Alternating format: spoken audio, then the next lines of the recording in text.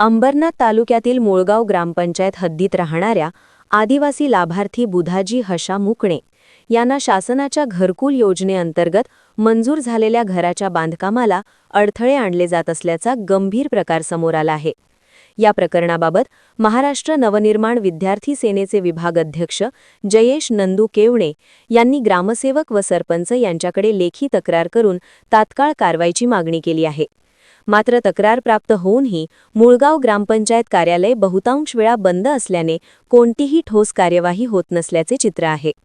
ग्रामपंचायतीत अधिकारी किंवा कर्मचारी उपस्थित नसल्यामुळे तक्रारदारांना वारंवार हेलपाटे मारावे लागत असून आदिवासी लाभार्थ्याला न्याय कुठे मागायचा असा प्रश्न निर्माण झाला आहे।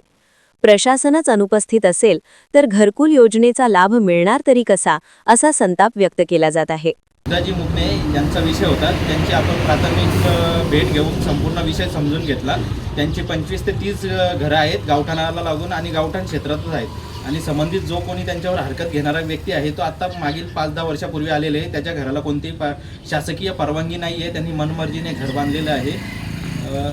याविषयी आपण चौकशीचे आदेश देण्यासाठी ग्रामपंचायतकडे व्यवस्थापनाकडे मागणी केली आहे, परंतु ग्रामपंचायतकडून अद्याप आपल्याला कोणतीही माहिती मिळालेली नाही। पत्रावर आपल्याला अजून पत्र सही आणि शिक्क्यानी स्टॅम्पनी मिळालेलं नाही आहे। ग्रामपंचायत 8 दिवसापासून बंदच असते असं बोललं तरी हरकत नाही आणि ग्रामसेवक कोणत्या तत्वावर ग्रामपंचायतचे स्टॅम्प घरी घेऊन जातात?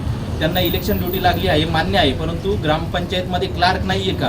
क्लार्कचे पैसे कसे निघतात? जर एखादा पत्र दिल्यानंतर तो आपल्याला भेटत नाही आहे सही शिक्क्याने, याचा अर्थ या ग्रामपंचायतमध्ये खूप मोठ्या प्रमाणात गोडबंगार चालते व शासनाने याची उच्चस्तरीय दखल घेऊन कारवाई करण्यात यावी। नमस्कार, जय महाराष्ट्र। मी महाराष्ट्र नवनिर्माण विद्यार्थी सेनेचा विभाग अध्यक्ष जयेश केवणे। आज आपल्याकडे मुळगाव येथील विषय आला होता की बुधाजी मुकणे जे आहेत तिथले स्थानिक रहिवासी आदिवासी वाडीमधील त्यांना घरकुल योजनेतून घर प्राप्त झालं आहे शासनाकडून, परंतु मागे जो प्लॉट धारक जो मुस्लिम व्यक्ती आहे तो त्यांना दमदाटी करतोय वारंवार व आडखाटी करतोय। त्यांनी सदर तक्रार ग्रामपंचायतमध्ये देखील केली होती, परंतु त्यांना कोणत्याही प्रकारचा न्याय मिळाला नाही। त्यावेळी ते आपल्याकडे पोहोचले आहेत।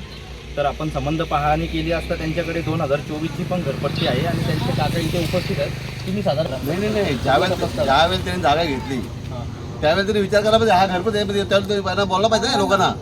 काय बोलतो त्यावेळेस त्यांनी जागा घेतली ते किती वर्ष झाले आता साधारण त्याला? साधारण आता त्यांनी 10-12 वर्ष झाले ना त्याला घेतल्या जागा घर बांधलेलं। त्याच्या घराला परमिशन घेतलेली का त्यांनी ग्रामपंचायतची कोणती?